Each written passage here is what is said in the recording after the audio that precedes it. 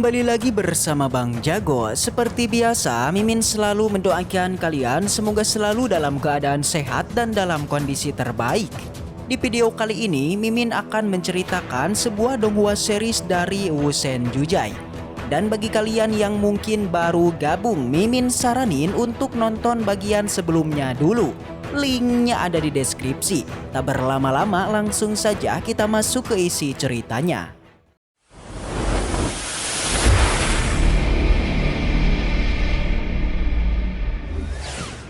Cerita kembali dilanjutkan yang di sana Bos Kinchen masih berusaha untuk mengaktifkan satu persatu jalan pedangnya.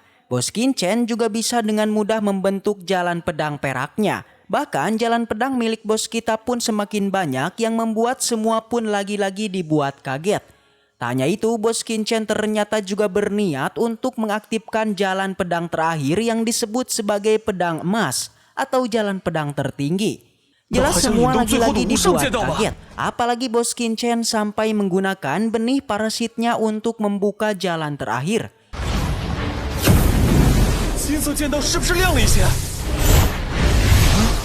Alhasil semua yang melihatnya bahkan beranggapan kalau Bos Kinchen pasti akan berhasil dan akan menciptakan rekor yang baru. Namun tanpa diduga, meskipun sudah menggunakan benih parasit, hal itu masih belumlah cukup dan hanya memunculkan cahaya pedangnya saja. Terlebih lagi Bos Kinchen juga menerima beberapa efek. Jelas ia pun mengatakan kalau ia tak bisa membukanya jika hanya mengandalkan kekuatan luar. Tentunya Bos Kinchen sendiri juga cukuplah kesal karena memang jika ia tak bisa membuka jalan pedang tertinggi, maka ia juga tidaklah pede untuk masuk ke domain Hu dan merebut kembali tahta yang ia miliki dulu. Disinilah kita pun akhirnya diperlihatkan sedikit soal masa lalu dari Bos Kinchen sebelum ia bereinkarnasi, di mana di kehidupan sebelumnya, Bos Kinchen ini adalah yatim piatu yang tak diperdulikan oleh semua orang. Sampai karena tekad dan usahanya yang tak pantang menyerah dalam mempelajari obat dan senjata, pada akhirnya ia pun berhasil mencapai puncak dengan usahanya sendiri. Bahkan ia menjadi praktisi terbaik di benua Tianwu dan seluruh penjuru domain Wu selama 10.000 tahun lamanya. Tapi sekarang setelah ia bereinkarnasi, ia harus memulai semuanya dari awal. Jelas, setelah semua yang sudah terjadi, Bos Kinchen tak mau menyerah di sini dan lagi-lagi mengerahkan semua kekuatannya. Yang itu adalah untuk mengaktifkan jalan pedang tertinggi.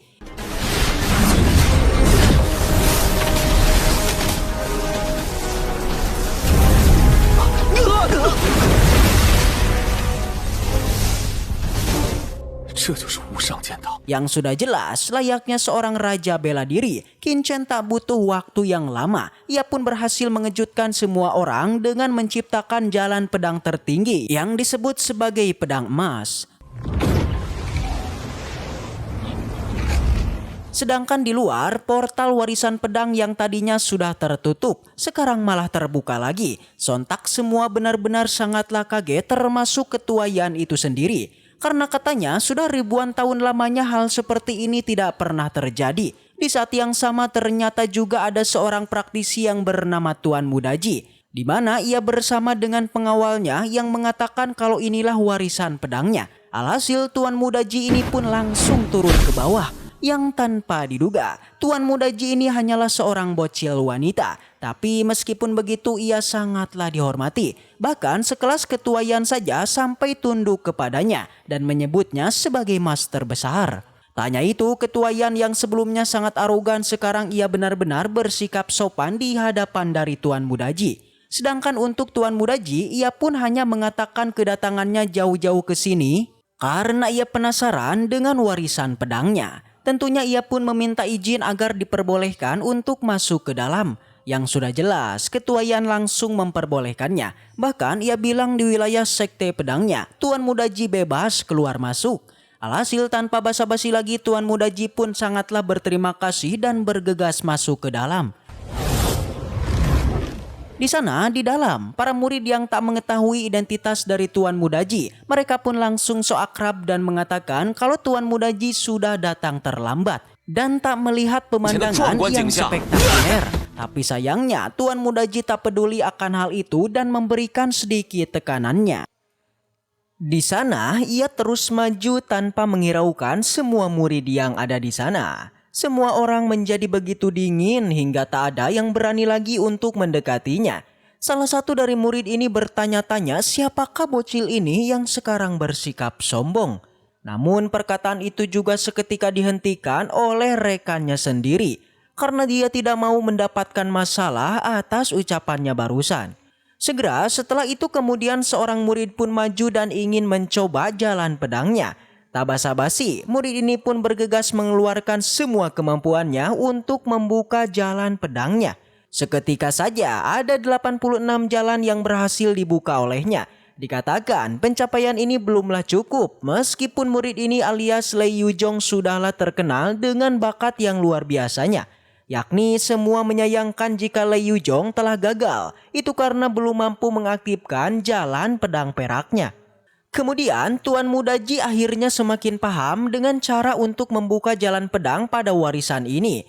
Dia tahu betul untuk mengaktifkan jalan pedang di sini dibutuhkan sebuah niat pedang. Semakin besar kekuatan pedangnya, maka akan semakin banyak pula jalan pedang yang akan terbuka. Tak basa-basi lagi, Tuan Muda Ji pun segera maju dan memulainya. Sebelum mulai, Tuan Muda Ji mengingat perkataan bibinya jika dirinya ini sangatlah sulit untuk mempelajari tentang ilmu pedang.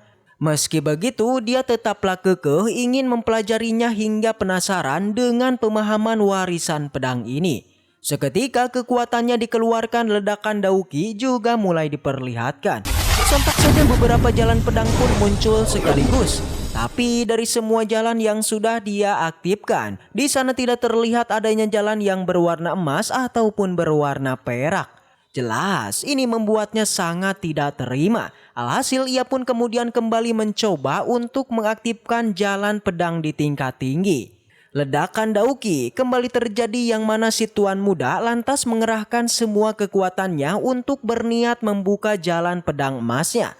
Sesuatu pun terjadi yang mana semua pedang milik semua murid tiba-tiba keluar dan seperti tersedot oleh kekuatan Tuan Muda Ji ini. Fenomena ini membuat semua murid auto kaget dan bertanya-tanya apa yang terjadi. Salah satu dari mereka beranggapan mengenai kekuatan yang dikeluarkan oleh Tuan Muda Ji ini adalah kekuatan keturunan praktisi pedang yang legendaris. Dikatakan keberadaan keturunan tersebut itu sangat langka. Hal itu bisa diketahui dari pergerakan teknik itu yang bisa mengontrol semua pedang yang ada di sekitarnya. Benar saja semua pedang di sana digabungkan hingga membentuk sebuah pedang raksasa dan kembali terjadi ledakan. Dari sini fenomena luar biasa terus terjadi yang bahkan yang paling mengejutkannya lagi, yakni munculnya jalan pedang berwarna emas. Sama halnya dengan bos Qin Chen, dia juga ternyata mampu mengaktifkan jalan pedang berwarna emas.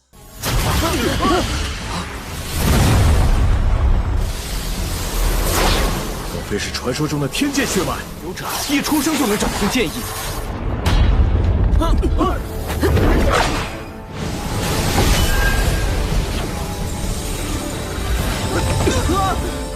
Semua orang kaget bukan kepalang. Seorang bocil wanita yang baru berumur belasan tahun nyatanya sudah mampu mengaktifkan jalan berwarna emas. Membuat semua orang merasa iri yang bahkan salah satu dari mereka itu merasa tidak terima dengan takdir yang diterimanya. Yang dimana sedari dulu dia mempelajari pemahaman pedang itu ternyata dapat dikalahkan dengan eksistensi, yaitu dengan seorang keturunan praktisi pedang legendaris. Jadinya ia yang sudah terlampau kesal akhirnya memilih untuk menyerang Tuan Muda Ji ini. Akan tetapi serangan itu tidaklah berhasil, yang ada dia sendirilah yang akhirnya tewas. Si Tuan Muda dengan santuinya kembali berjalan maju sembari mengingat perkataan bibinya mengenai orang-orang dunia luar yang selalu jahat. Hal itu kali ini dibenarkan olehnya karena dia mengalaminya sendiri. Yakni meskipun tidak mengenalinya tapi ada orang saja yang ingin membantainya. Mari beralih ke tempat dari bos Qin Chen. Terlihat dia terus berjalan mengikuti jalan emas miliknya. Namun setelah berjalan begitu lama, bos kita belumlah menemukan sesuatu yang spesial dari jalan emas ini. Dia penasaran apa sebenarnya yang ada di jalan emasnya. Di saat Bos Qianchen berjalan, tiba-tiba saja sebuah kabut hitam pun muncul yang di sana juga berubah menjadi sosok manusia. Menggunakan sebuah topeng dilengkapi sebuah senjata pedang, tentu kedatangannya bukanlah hal baik. Jelas Bos Qianchen yang melihatnya ia sedikit kaget karena kekuatan yang dikeluarkannya memiliki niat pedang yang menakutkan. Segera di saat itu sang pendekar pun maju menyerang Qianchen dan pertarungan pun akhirnya dilakukan. Masih saja Bos Qianchen penasaran siapakah pendekar ini dan kenapa dia menyerangnya. Tapi pertanyaan itu tidaklah dijawab, yang ada si pendekar malah kembali melakukan serangan. Alhasil karena seperti itu bos kita pun tak ada pilihan lain selain meladeninya.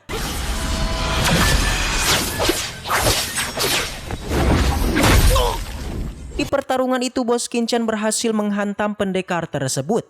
Tapi meski begitu dia juga pada akhirnya terkena sayatan pedang. Tapi yang membuat Bos Qianchen menjadi bingung guys, itu karena pendekar ini sama sekali tidak terluka. Tak menyerah Bos Qianchen kali ini menyerangnya dengan teknik mental. Namun kembali serangannya tidaklah mental. Dari serangan ini Bos Qianchen sudah dapat menyimpulkan dan sudah mengetahui cara untuk melawannya. Lalu apakah caranya guys? Dimana barusan saja serangan fisik maupun serangan mental itu tidak berpengaruh pada praktisi ini. Semakin seru aja nih. Tapi karena ceritanya sudahlah usai, maka langsung aja sebut sebuah kata pamungkas. Waduh, bersambung. Baiklah, mungkin segitu aja untuk pembahasan kali ini dan semoga kita selalu diberikan kesehatan untuk mengawal donghua ini. Dan sampai jumpa di video selanjutnya.